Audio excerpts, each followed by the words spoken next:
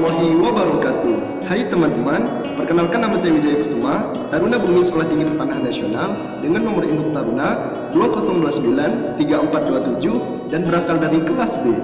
Pada kesempatan video tugas mata kuliah Pendidikan Pancasila dan Kewarganegaraan kali ini, saya akan membahas tentang sebuah buku, baik itu pengarangnya siapa, ringkasan tentang buku ini, dan tentunya hubungan isi buku dengan hak dan kewajiban warga negara.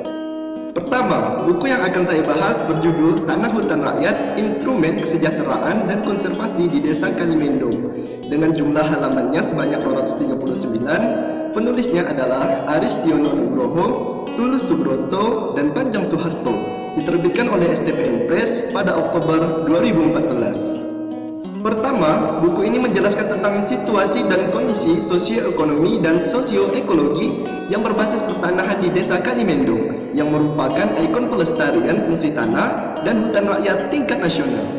Kedua, buku ini menjelaskan tentang ikhtiar para kepala desa secara berkelanjutan dari tahun 1965 hingga saat ini dalam menata ulang mindset dan kultural set masyarakat agar sesuai dengan semangat kesejahteraan dan frame konservasi tanah. Ketiga, buku ini menjelaskan kepada pembaca tentang praktek harmonisasi aspek sosioekonomi dan aspek sosioekologi yang mampu mensejahterakan masyarakat dalam frame konservasi tanah. Kita akan bedah satu persatu ketiga bagian. Yang pertama adalah situasi dan kondisi sosioekonomi dan sosioekologi yang berbasis pertanahan di Desa Kalimendong yang merupakan ikon pelestarian fungsi tanah dan hutan rakyat tingkat nasional. Desa Kalimendong terletak di Kecamatan Leksono, Kabupaten Wonosobo, Provinsi Jawa Tengah. Desa ini memiliki luas 432 hektar yang dibagi atas beberapa wilayah administratif, di mana desa ini terdiri dari 3 dusun, 4 rukun warga, dan 29 rukun tetangga.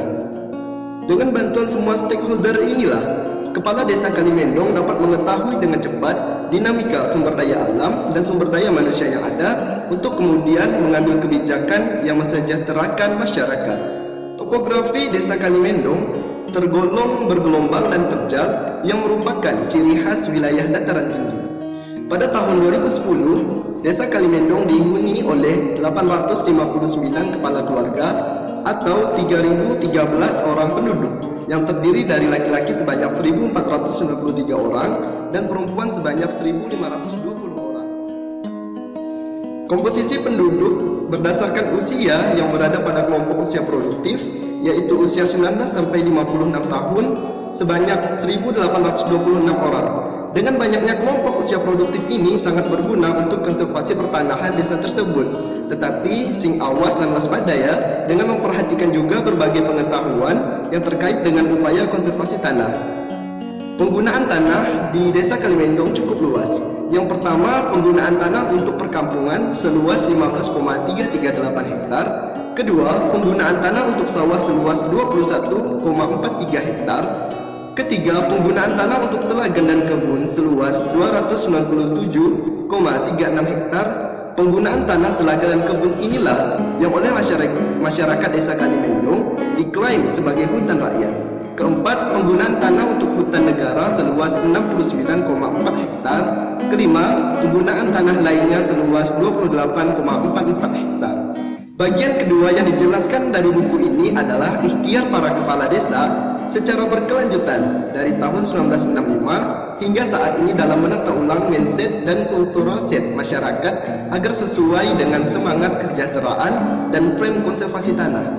Yang pertama adalah Pak Narjo, Kepala Desa Kalimendong sebelum tahun 1965. Saat itu Desa Kalimendong dipimpin Pak Narjo yang berupaya meredam dampak perseteruan ideologis agar tidak mengorbankan masyarakat Kalimendong. Yang kedua adalah Bapak Mertodiwiryo tahun 1965 sampai 1981. Pada awal pemerintahannya berada pada suasana sulit.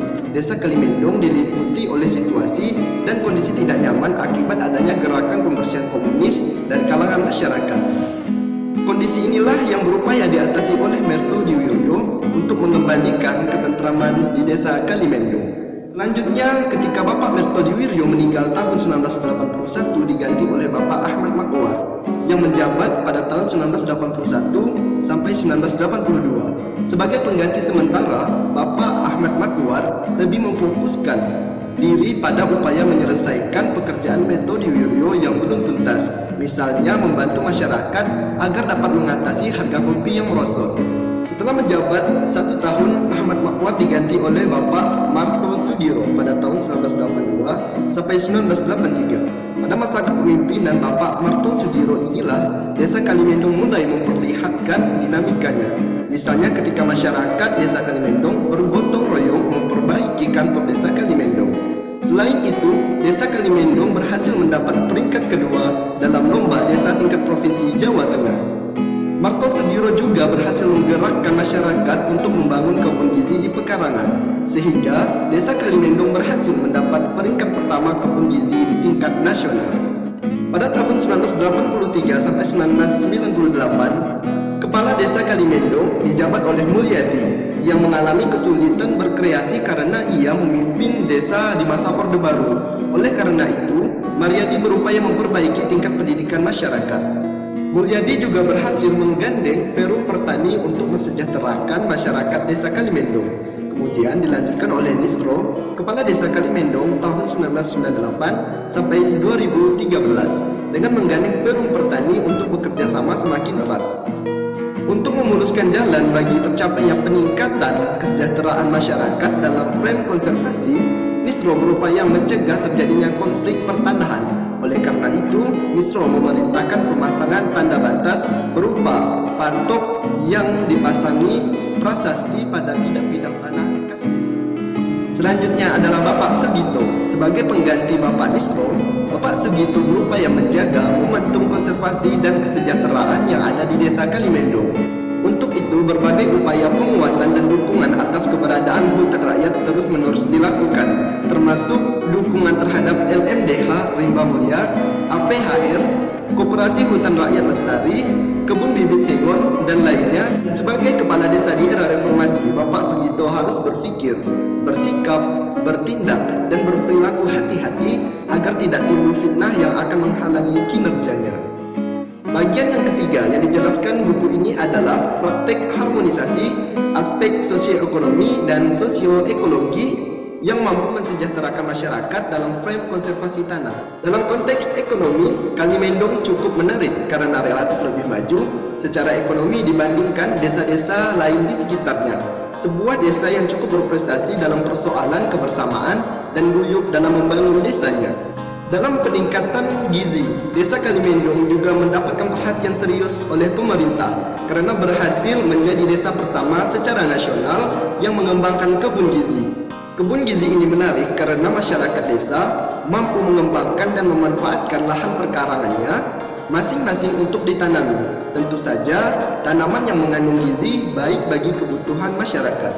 Dalam konsep ketahanan pangan, pengembangan kebun gizi menarik untuk dikembangkan karena tidak saja memberi manfaat langsung untuk warga, tetapi juga menjadikan tradisi membangun kesadaran warga secara bersama yang ujungnya adalah untuk kesehatan dan kesejahteraan. Setelah berhasil membangun kebun gizi untuk masyarakatnya, Desa Kalimendong mampu meluaskan pembangunan dan pemanfaatan lahan kehutanan. Dengan bekerja sama dengan Perhutani, Kalimendong berhasil memanfaatkan hutan negara dengan konsep LMDH, Lembaga Masyarakat Desa Hutan. Akses ini terjadi akibat kerjasama yang terjalin antara warga masyarakat dengan Perhutani. Tentu saja, peluang yang ditangkap masyarakat ini memberikan peningkatan ekonomi yang lebih bagi masyarakat yang melakukannya. Dengan pendekatan ini pula, masyarakat diajak secara bersama untuk menjaga hutan sekaligus menanam dan memanfaatkan hasilnya. Bagian yang terakhir adalah hubungan isi buku dengan hak dan kewajiban warga negara. Yang pertama adalah hak warga negara. Di sini, hak warga negara masyarakat Desa Kalimendong adalah menggunakan tanah negara untuk keperluan perkebunan dengan tanaman andalan berupa albasia dan salam. Dengan perkebunan di tanah negara tersebutlah perekonomian masyarakat Desa Kalimendong menjadi lebih baik. Yang kedua adalah kewajiban warga negara. Kewajiban mereka sebagai warga negara adalah menjaga hutan yang telah mereka gunakan untuk perkebunan demi menjaga keseimbangan dan kelangsungan kehidupan. Sekian penjelasan dari saya tentang buku Tanah Hutan Rakyat, Instrumen Kesejahteraan dan Konservasi di Desa Kalimendong. Wassalamualaikum warahmatullahi wabarakatuh.